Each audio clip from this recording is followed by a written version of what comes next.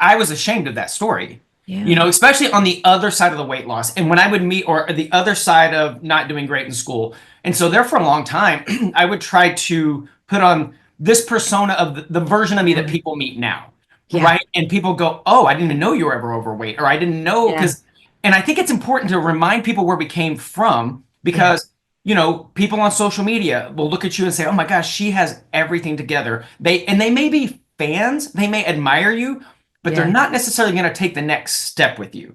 And Yeah. all the clients that I work with, I said, I feel that a successful talk, whether it's a keynote in front of thousands of people, whether it's a podcast opportunity like this, wherever you are, a successful talk isn't just the standing ovation. It isn't just people telling you how great they are. The successful, well crafted story is when your audience wants to take the next step with you, that wants to take the Mm. next engagement. And it's that connection of we have to show them where we were, Mm. where we are now, and how we can help them do that same thing. So when you say, I can help Ooh. you, let's take the next step, that's the Yeah. successful, well crafted story.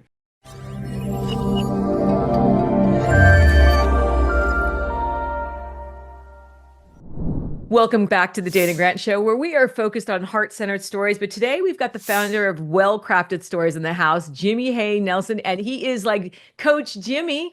And I'm so thrilled to have you here. Like we had a little conversation. Like I'm like, I want to know the story behind the story, and pull out that little black book. But we're diving in. There's We're always diving a in. story behind the story. I've been looking forward to this all day, so this is gonna be fun. Yeah. Oh yeah. Let's have. So you said that everyone has a seven-figure story. We're gonna just start there. Yeah. What makes you think everyone's got a seven-figure story? It's a bold statement. I know. It's an I believe statement, and Yeah. I really do because I think everyone has a seven-figure story if it's well crafted, if you know how Mm. to tell it. And I think so many people are too close to their stories that they don't think they're a big deal. And the reason people don't think their story is a big Ah. deal is because they did it. And so oh, well, isn't that big a deal because I did Mm. this? For mine, I was a former 100-pound overweight, three-time college dropout, story behind the story. Yeah. And people go, well, that's an extraordinary story. Well, I sat and lived in that story for a long time and I wasn't really happy Yeah. with that story. But Yeah. it's been that story that has allowed me to build multiple businesses and be on stages all over the world because I learned how to own my story, shine some light on it, be vulnerable, and then Yeah.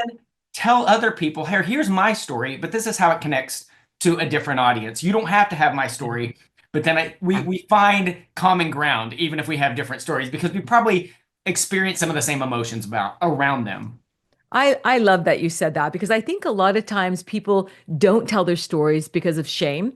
Hmm. And, even though it's in talking about that is your biggest connection, because I think we're so connected with so many things that we do. And people think we live in this perfect world. Yeah. And it's I love the fact that you started out and you said I lived in that story and then I shared that story. And that's how I connected and I learned to tell a better story through the depth and the connection, the vulnerability of telling the truth. And you're absolutely right. So many people are, I was ashamed of that story, Yeah. especially on the other side of the weight loss. And when I would meet, or the other side of not doing great in school. And so there for a long time, I would try to put on this persona of the version of me that Yeah. people meet now. Yeah. Right. And people go, oh, I didn't even know you were ever overweight, or I didn't know Yeah. and I think it's important to remind people where we came from Yeah. because people on social media will look at you and say, "Oh my gosh, she has everything together." They may be fans, they may admire you, but they're Yeah. not necessarily going to take the next step with you. And Yeah. all the clients that I work with, I said, I feel that a successful talk, whether it's a keynote in front of thousands of people, whether it's a podcast opportunity like this, wherever you are, a successful talk isn't just the standing ovation. It isn't just people telling you how great they are. The successful, well crafted story is when your audience wants to take the next step with you, that wants to take the Mm. next engagement. And it's that connection of we have to show them where we were, Mm. where we are now, and how we can help them do that same thing. So when you say, I can help Ooh. you, let's take the next step, that's the Yeah. successful, well crafted story. Ooh, should we put me on the chopping block? Ooh, This is what Brian did. And it's funny how we got that little niggle from him today. Put me because he did put me up there and I let him use my face to that's funny. Yeah, yeah. he's Yeah. And he, I'm like, uh-oh, am I gonna like this? But it was pretty accurate. And of course. but if you had to look at what I present out there and how I connect, could I be telling a better story? I think we all could be telling a better story. I've been doing this professionally for 17 years, and I'm still a student of my own craft. I'm still a student Yeah. of other people. I am constantly tweaking my story. I Yeah. always remind people, like me and my business partner Danny, when we have like a VIP day with a Yeah. client or a company brings us in, and I say, hey, at the end of the day, your story is going to be what it is today. I was like, but this thing is an amoeba. It Yeah. continues to grow and tweak and Yeah. move. And it'd be the And same move. way if you and I sat over Yeah. coffee and I asked you to tell me some story about sometime in childhood or you in high school. You would have told a story that you have told before, but it may not be exactly the exact same way, Yeah. the exact same details. And so You're I right. think that's the fun part of this is we can always get better. It's where, is there another opportunity to connect? Is there another opportunity for me to Mm. teach something in the middle of this story? And most importantly, could I be better at my clarity and my call to action at the end of what do I want you to do with this story? It's so interesting when you say that. What's going through my mind is I'm visualizing people that are trauma dumping what is a lot of story. And how do they clean that up and utilize that and let that work for them? Because there are people in any that have had a big life, Right. and they get on a stage, they've got a great story because they've had a big life. And I think people Yeah. that have big lives have great stories. But how do they limit that story and connect better? Is that too vague? No, no, love that because there are times where in 17 years of doing this, I've heard a lot of stories, right? Yeah. Some are anecdotal and fun and silly, and then some are like really deep and heavy. And I Yeah. have told certain people, hey, I think you're still too close to this story. I think it's too fresh.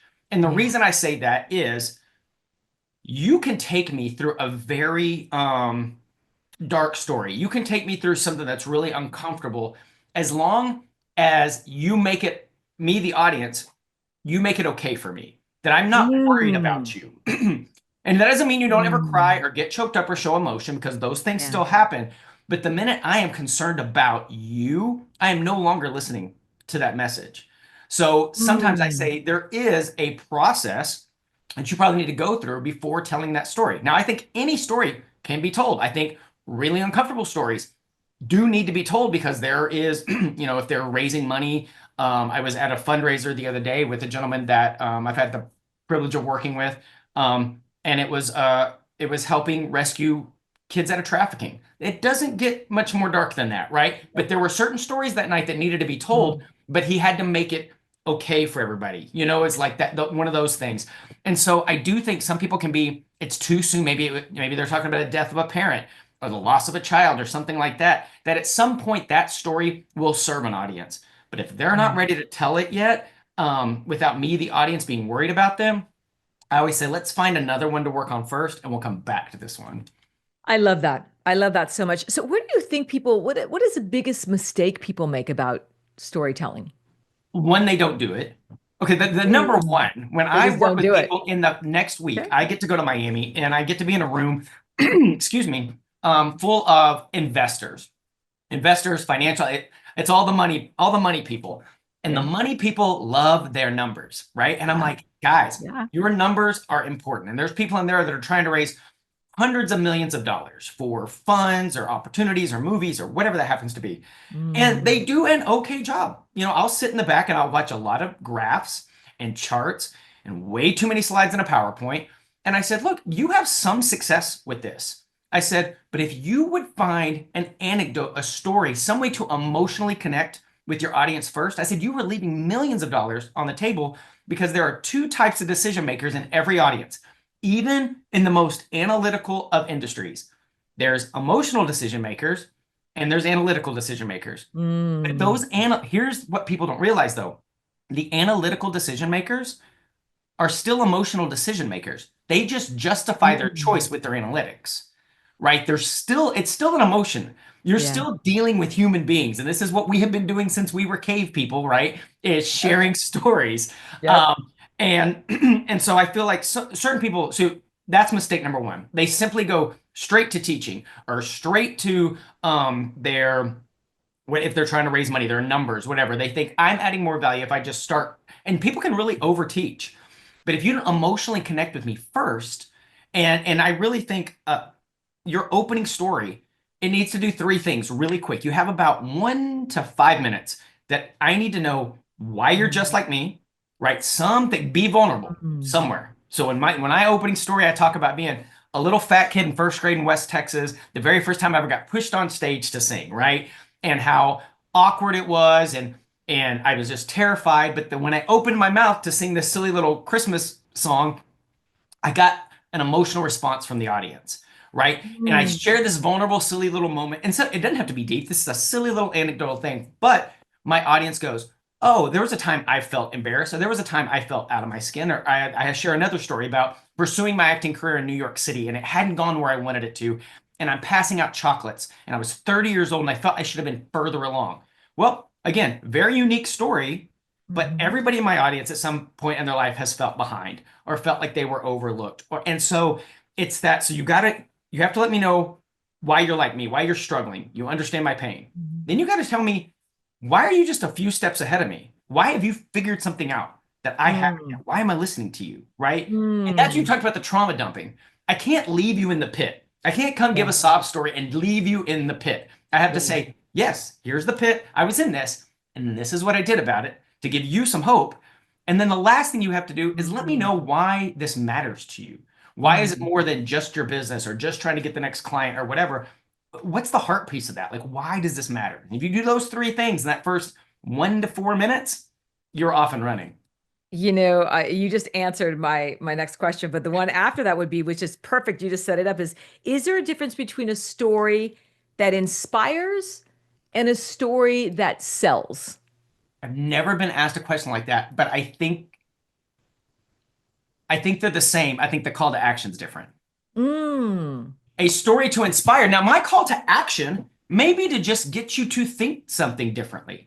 Yeah, Hmm. my call to action may be to inspire you to finally take action on that bad habit. Or, my background was in the health and fitness industry for over a decade with Beachbody, the P90X, Insanity, in-home fitness people. That's how I lost my weight. Yeah. And then I started sharing a story. And so sometimes the story wasn't by my program. My Yeah. call to action was just, Yeah. hey, take one little extra step today. Here's one little adjustment. So I think the story is the same. And I think a story that I think they can do both. I think a story to sell will inspire you, right? But I also think, and I think of that word, like, is a story to inspire or sell? I Yeah. look at a sell is if I just get you to think differently, that's my sell. I'm trying, it's like, you're going to buy my story, am I going to buy yours? Right. Yeah. And so I have sold you on thinking differently, Yeah. or I have sold you on taking Yeah. action somewhere else. But I love that question because I've never had it put that way. So I had to quickly go, that's a good question, but I really do think they're one and the Yeah. same. I think so. I like that answer. And I would think, yeah, for me, when I talk to my clients, when they talk about selling, I said, let's reroute that. Let's reframe that word to connection. How Hmm. can you connect better? If you, because selling to me, I never really sell. I think that everyone's got a service, like you have a service that's so Sure. valuable in helping people take their story, something organic, and produce it if they're building a business and they need to tell a better story, whether it be an Right. investor or a coach or whatever that is. But if it's muddled and if they're like you said, if they're too close to it and they're not able to release it and reframe that, it's a mess. And I think my next question was, how do we translate in this world of, I mean, we live in this new world of social media. It's Right. it's just and influencers. How can we tell a more powerful story on social media? And more importantly, what's working right now? Because everything shifts so rapidly. What do you Right. see? Is it tried and true? This is the way you do it, or is there's some kind of new algorithm like, hey, no, this is your story and this should be it, and this is where we No, put the that's pin in it. interesting. So we teach a framework we call the 5 C's. And when we sit down and work with a client, is the 5 C's, it's like, cool, this is how you use the 5 C's in a Mhm. 45-minute keynote, right? Mhm. But then we will also sit down with people and say, this is how you use your 5 C's if you're being interviewed at a podcast. Here's how you use the 5 C's in Mm. 30-second snippets. Here's how you use the 5 C's in your 1 minute elevator pitch. So I think it's the same. I think the same fundamentals apply regardless. What are When the I five first, C's? What can I ask what the five C's are? absolutely, I was Yeah. hoping you would ask what Yeah. the I'm five like, C's. I gotta know what the five C's are. Like it's blaring at me and I Okay, probably there's don't do five. any of them. For those of you taking notes at home, there are 5 C's to a well-crafted story. Get your The pens fir- out, people. Get Pen your to pens out, paper. people. We were just talking about this. That there are Yes. those of us that are note takers. So if you're a typer, you can type this out as well, as long as you have them. Your first C is, and this is where everybody skips. I see speaking coaches skip this. I see professionals skip this. It's clarity. I Mm. ask every person that I work with two questions when we first sit down. Who is your ideal audience Mhm. and what problem do you solve?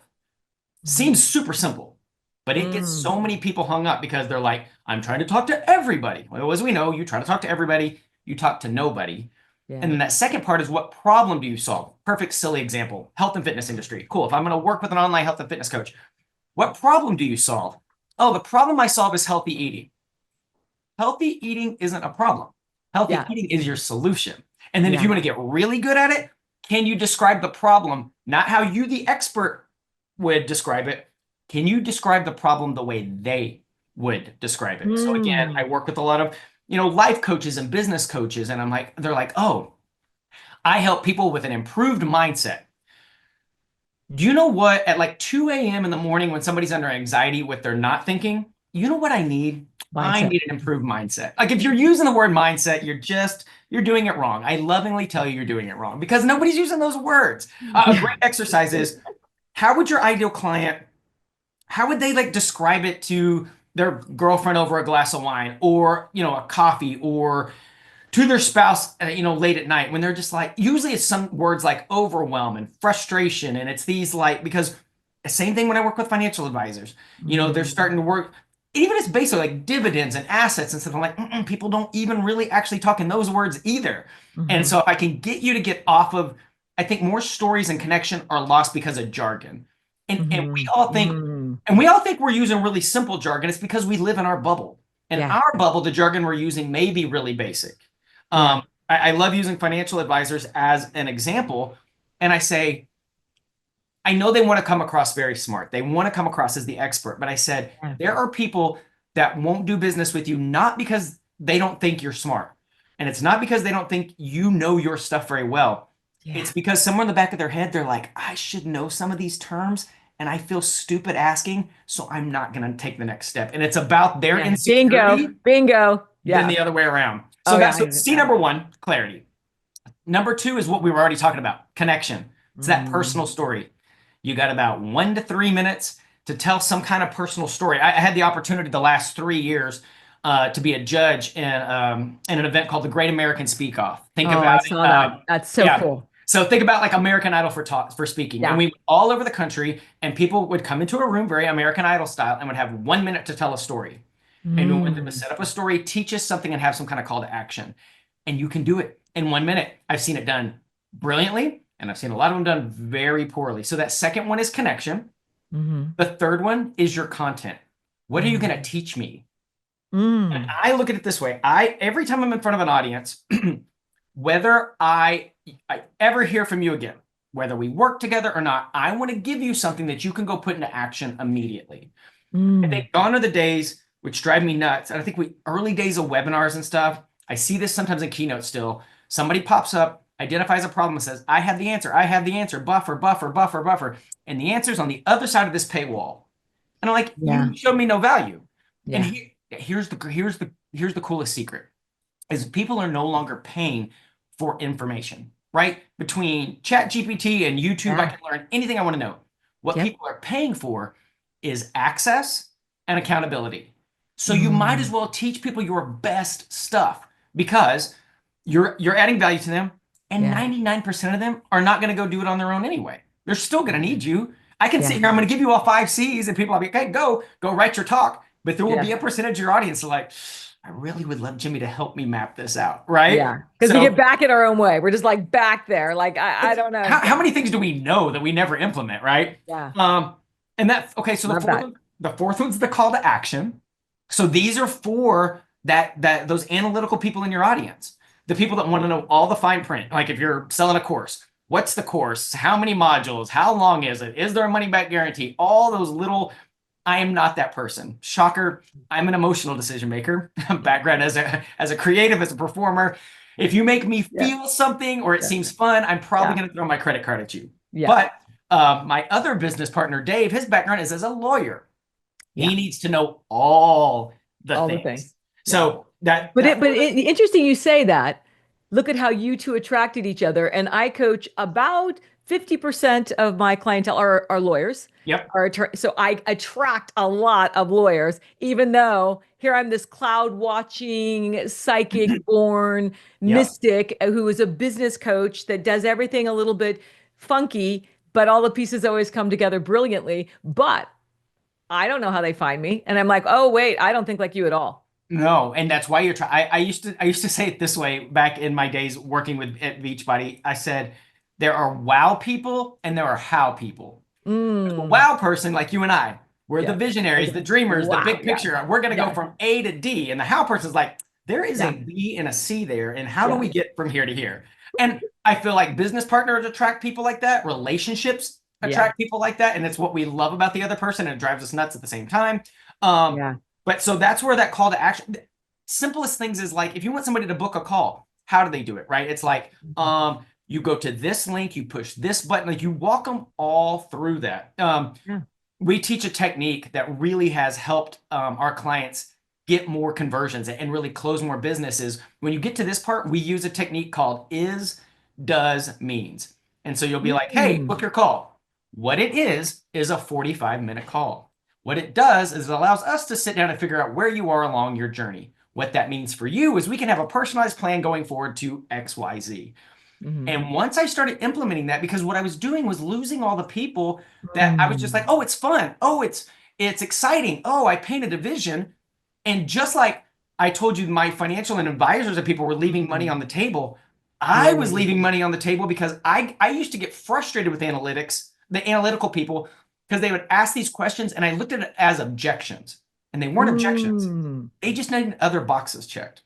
And then the 5C is the close. It is some kind of coming back to another emotional close as well. So Mm. that way, and that's usually something that's kind of aspirational. You get them picturing past the next step. What does their life look like after they do business with you? What their life look like after they've made the change you've asked them to make? And so those are your 5 C's: clarity, connection, Mm. content, call to action, close. I love that. I love that. I try never to tell people what I could see down the road. Sometimes I'll give them glimpses, but God gives us free will. And I'm always letting them know, listen, I could show you a little bit, but that Yep. golden ticket I'm going to give you, you're never going to use. Trust me, you're going to make your own choices. You're going to challenge it. You Yep. know, there was one person that was really resistant. I said, "Oh, here it is. Here you go. Here's the ticket. Here it is. Yep. Here's exactly how it's going to look." And they're like, "Oh, I don't like that." Well, good news is you've got free will and you can Yep. change that. You can choose that. You can choose Absolutely. that. Yeah, it's amazing. Everyone always thinks they want to know the answers and they don't. But I think a well-crafted story, and I think what you do and everything you just said, the 5 C's, I can see how there isn't an industry out there that this wouldn't be of value in. And I used to have real limiting beliefs about that myself. It was so funny, specifically with not ever really finishing college. That used when I first started business, because I never thought I'd be in business anyway. I just looked at myself as just a performer, right? Just a creative. Mm, And I used to be intimidated walking into rooms that I do now, where it's hedge funds and there's hundreds of millions of dollars. Because it's like, who am I? I don't have a degree. I didn't have a real job. But yeah. what I realized was this other season of performing, of being on stages in front of thousands and thousands of people, of my time at Disney or on network TV or all the fun, cool things I've gotten to do, the value of that to these other individuals was huge. But I didn't see it that way because I just looked at, oh, are there letters behind my name? Do I have pieces of paper on the wall? Right. That means I would be valuable to these, to people in real business with real jobs. And I had to get over it because the story I was telling myself was, Yeah. who am I? And then Yeah. I realized that as I started getting reps in, and it started in fitness and a network marketing background, I didn't know if it would work in every industry. And it was my dad who said he was watching the people I was working with online. And he said, Jimmy, can you come talk to my real estate agents? And I was like, they want Mm, to lose weight? And he's like, no. And he had to point out to me what I did with people. He's like, no, he's like, everybody I see that you work with, they don't talk about their products and services a ton specifically, but no. people just flock to them. And I Yeah. had to step, and I think this is a lot of our stories, right? We have to step back from our gifting because we take it for granted because it comes so Yeah. naturally to us. Yeah. And we go, oh, that's what I do. I told you right before we popped on here, you were talking about your gifting, and I said mine.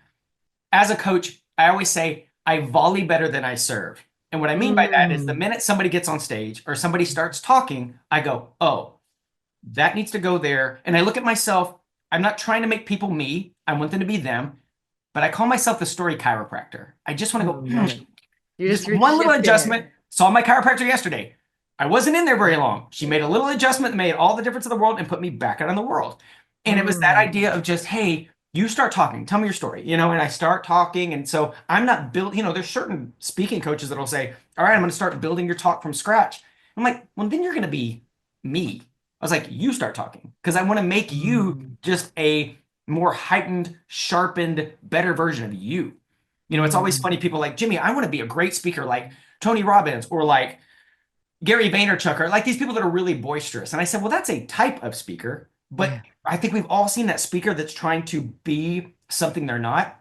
And we yeah, don't know why. We just don't trust them. It's just like, because I yeah, was like, well, look at somebody like Brene Brown, completely different energy, equally as brilliant a speaker or a Simon Sinek. So there's not yeah, a good type of speaker. yeah, It's cool. What can we do that's already inherently natural to you and yeah. enhance those things? Yeah, I love that. And it's true. When you said that, I hadn't thought about the speakers that I lean into and the energies that I like and at different periods of my life. I like different types of energy showing up and I always tell people energy doesn't lie. And Yeah, and I think your energy is connected to how we show up and how we deliver anything that we speak about. Um, absolutely. you know, I can't, I gotta ask, and you already pulled it out. And you can thank Brian for that. Talk to me about the black book that you carry around and what, That's funny. This has become a thing. yeah, this is because, yeah, it's got to be a thing because I think people need to know that there's a better way to connect and to drop in. And I felt Yes. that when you pulled it out, I'm like, ooh, there's something powerful here that Okay, you miss so out on. yeah, so those that if people are listening and can't really see, if you can see behind me here, Yeah. I'm kind of an old soul. I have, my Sinatra thing here. I got my Mad Men's my favorite TV show in the world, and I that's all due to my gramps. But that era, that that mid-century era, love to death. I'm usually in some kind of sports coat or suit, and I was given this little book that I always keep in my front breast pocket. And my Gramps always had one like this, and it has, a little old school pen inside here. And I carry it with me everywhere. So if I'm at a coffee shop, or even more so, if you kind of stop at like your neighborhood pub, Yeah, you go me. sit. I carry it everywhere. Yeah, Well, everywhere. and it's a little different because at least you ladies have a purse usually. And so for me, Yeah. it's like it fits in Yeah. the pocket. You don't necessarily want to carry a bag around.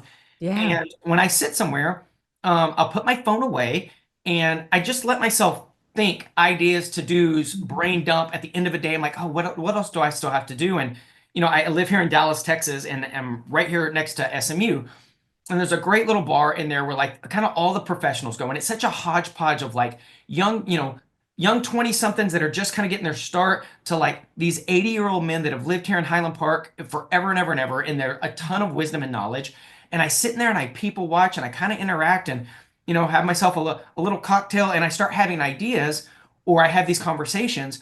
But what it also does is it Mm, opens up people to have conversations with me, right? mm, I have found more because then I get to share stories yesterday. So for 2 years, I used to co-host a Texas whiskey show with a buddy of mine.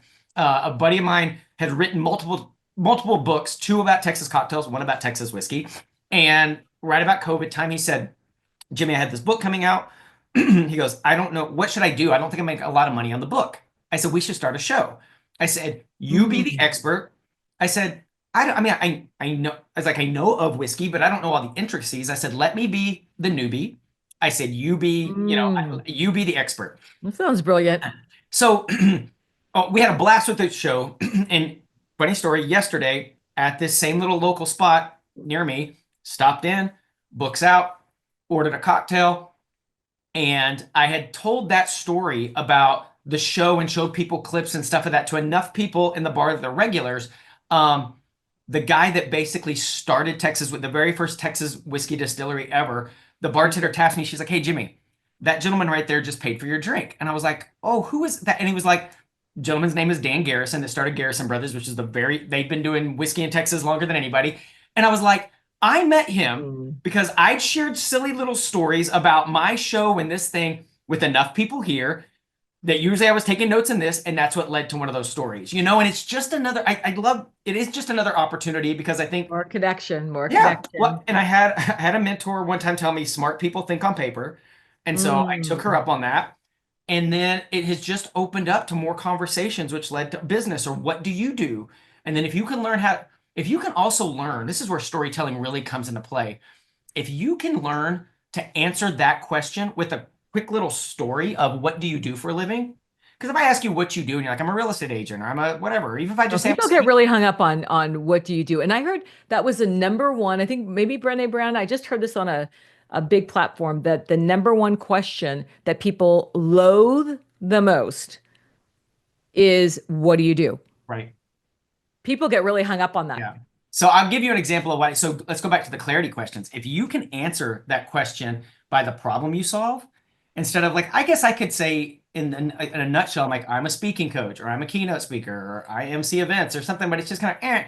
But if I lean in and say something along the lines of, oh, I work with business owners like you and help them get more clients and have more impact by learning how to tell a personal story that ties to their product and service. Because I was a fat little kid in the first grade that got on stage and I figured out how it works for everybody.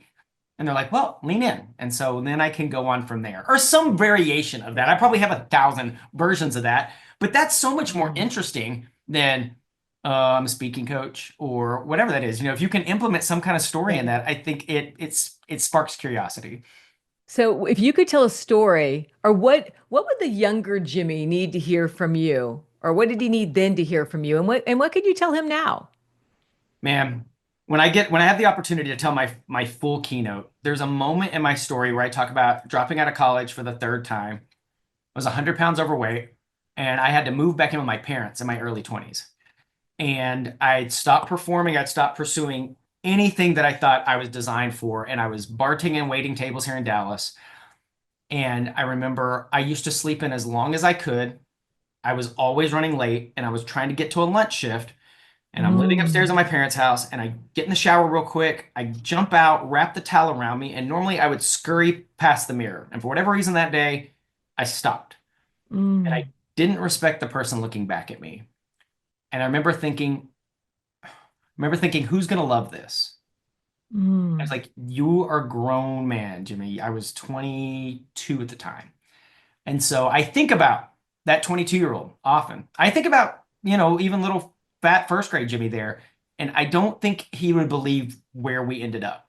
I don't think he thought we were capable of this. And it took me I had I was very fortunate to get plugged into a community of people, specifically initially there, and with my Beachbody community and that tribe of people that I found that believed in me before I believed in myself. And I said I had to borrow other people's confidence because they saw something in me I Mm. didn't. And I think Mm. community, specifically in this world of us behind screens all the time, community and getting in rooms with each other. That's why I love seeing live events come back. Not only because I Yeah. love being on stage, Yeah. I get to be I get to be on Amberly's Yeah. stage next week, and I can't wait. I love that energy, but I Yeah. just think we Yeah. I'll need to get to meet you in be person there. Yeah. yes. Yeah.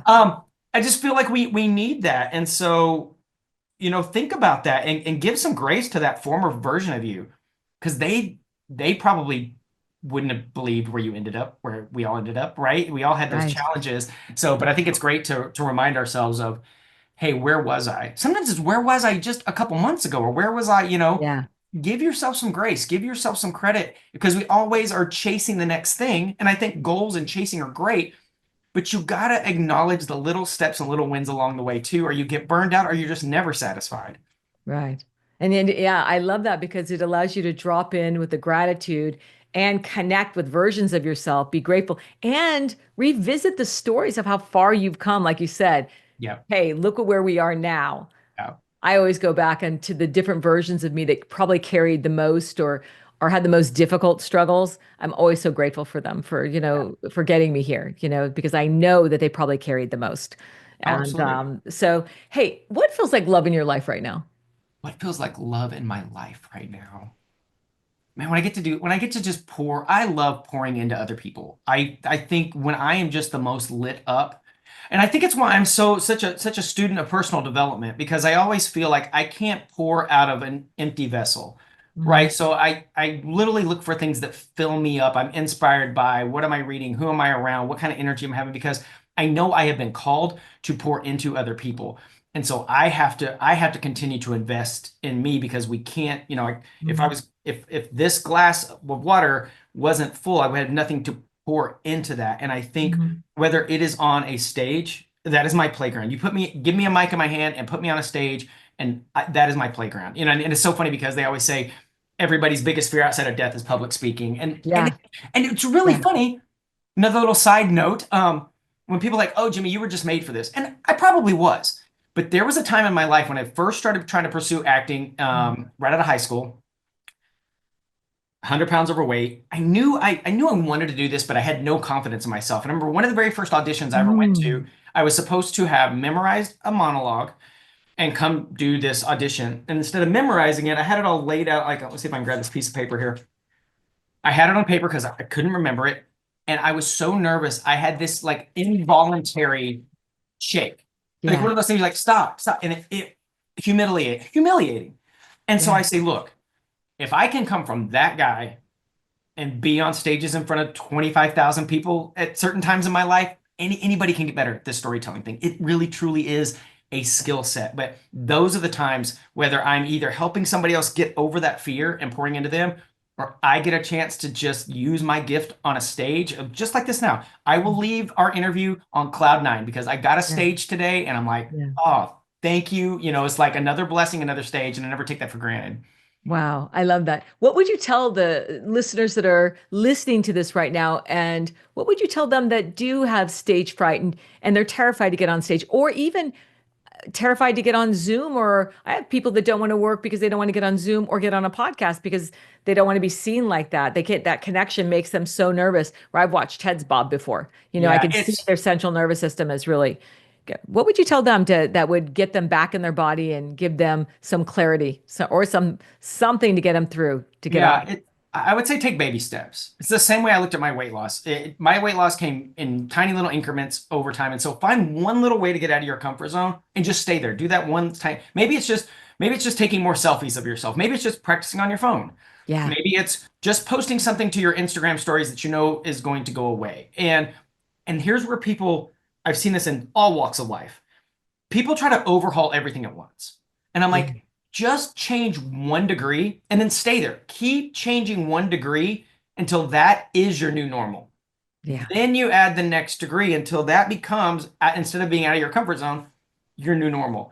And so you've yeah, never had more opportunities yeah, to be more comfortable on camera, to improve your yeah, communication skills.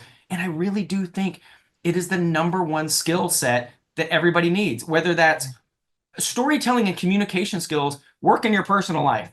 They yeah. work. You're like, well, I'm not a salesperson, Jimmy. I'm not an entrepreneur. Right. It works in your office place too. Just trying to Yeah. change morale or tell a Your story that relationships. everything. It Yeah. all comes down to, and I just feel like there's one skill set that people desperately should really, really continue to invest in. It's these because the other thing is we have never had more ways to communicate with each other in the history of ever, and we've never been worse at it. We've Oh, never been worse at it. oh, I like Crazy? that. Yeah. Well, I love the 1 degree because I'm a big 1 degreer. Okay, And cool. I love, I'm just a statistics junkie when it comes to things. So I like that because you gave a visual. And you made me think of someone who I saw on stage about 5 years ago. And in the middle of, I could see how nervous she was when she walked out. I could feel that energy. And she froze and she said, I can't do this in the middle of this big stage. And she goes, I can't. And she was walking off. And Oh, bless I her heart. stood up. I mean, I just flew out of that chair. And so did everyone else in the room Yep. and encouraged her to just stay in that moment. There is no perfect. And she did. She finished and was powerful. And now I watch her out there and I'm like, I remember when you were going to walk up and give up on you. And I think that whatever that 1% that allowed her to stay, because it wasn't Right. 100% that allowed her to stay, just that Yeah. 1 degree, you could just feel that little nudge. And she did. And she stayed with her story. But she And just said you that, yeah, boom, I'm and out. people got to remember, like your audience wants you to be great. Yeah. I remember Yes. Yes. I had a musical theater mentor when I was in New York City, and I was always get really hung up because that's an intimidating room. You're walking in for a Broadway show or a network TV thing, and my mentor said, Jimmy, you have to remember when you walk in that room, they're trying to solve a problem that day. Yeah. They want you to be great. Yeah. Right? And that same thing about your audience. Yeah. There are people out there like they want you to be that person that's going to solve their problem. They want you to be that person that's going to Yeah. inspire them. And yet, are there trolls out there and people that say stupid things? Yes. But it's Yeah. just like there are so many people that are desperately. I used to tell my fitness team this all the time. I said, we don't sell health and fitness. I said, we deliver hope to a world that desperately needs it. And I think that goes for what we all do. I think that's what people Yeah. are looking for is, oh, she believed in me. I connected with that guy. If you can get somebody to go, oh my gosh, you too. I thought I was the only one that ever felt that way. Man, there's real power in that. Yeah, there's so much truth in what you're saying. I'm just so lit up. You're making me go back and revisit stories and one that I shared that I never thought that I'd share, and I'm crying and then I talk about this moment that I taped on this deep grief that I was having, and I put it out there, and it just went boom, and I'm like, why did so much? But I had literally like 1,000 messages privately Right. of people just saying, hey, I could feel that grief. And I'm like, yeah, I taped it in the moment. I don't know why I did. I kind Right. of did it for me because I couldn't believe I was living through it. Such Sure. an enormous betrayal. And I didn't know what to do with all this grief. And it just was Right. pouring out of me. And I talked about it a little bit, but I think that connecting and being truthful and being lit up and you putting it all in this like flow of a story is it's brilliant. It's truly brilliant. How can people find you? How can they work with you? Tell me all the things you got coming Absolutely. up. So I know we flew through the 5 C's. So this is what I did for Yeah. your audience. You just need to go to storywellcrafted.com and you're going to get the entire 5 C's checklist. What Did you it hear is, that? Woo! what it is a PDF that will download to your phone. What it does is it walks through all of those C's. And what that means is the next time you're about to be on a podcast or you're about to shoot that Instagram video or you're going to be in front of a client, you pop that on your phone, you remind yourself of your 5 C's, and you know you're going to have more impact with whoever you're about to be across from. So just go to storywellcrafted.com. Oh, I love that. And we'll make sure that we have all those details and all the links and all the things. And if somebody wants to work with you and says, hey, I need to hire him, I need to have him help my keynotes or help me be a better speaker, do you do that too? Like Absolutely. one on one? Absolutely. When they go, yep, go to storywellcrafted.com and then you They can can reach find all out the via things. email there. And we absolutely work one-on-one with clients. We have companies that bring us in. It's what I love doing most, is just really diving in and helping people take them through those 5 C's and then watching them put it into action and watching their lives and their businesses and their audiences change. That lights me up. Well, I'm just so thrilled to have. I've been waiting to have this conversation, and it delivered more value and more connection than I even anticipated. Thank you. Energetically, it is such a pleasure to have you in the house, Jimmy. You are the coach, Jimmy, the coach. Yeah, yeah. Thank you so much. This has been a blast. This will be the highlight of my day. I will be floating Ditto. on cloud nine the rest of the day. So thank you. Ditto. Well, thank you all for tuning in. Make sure to follow up, get those 5 C's. I love that. Such value today, so much energy in the house, and I loved having you. So Thank thank you. you everyone for showing up.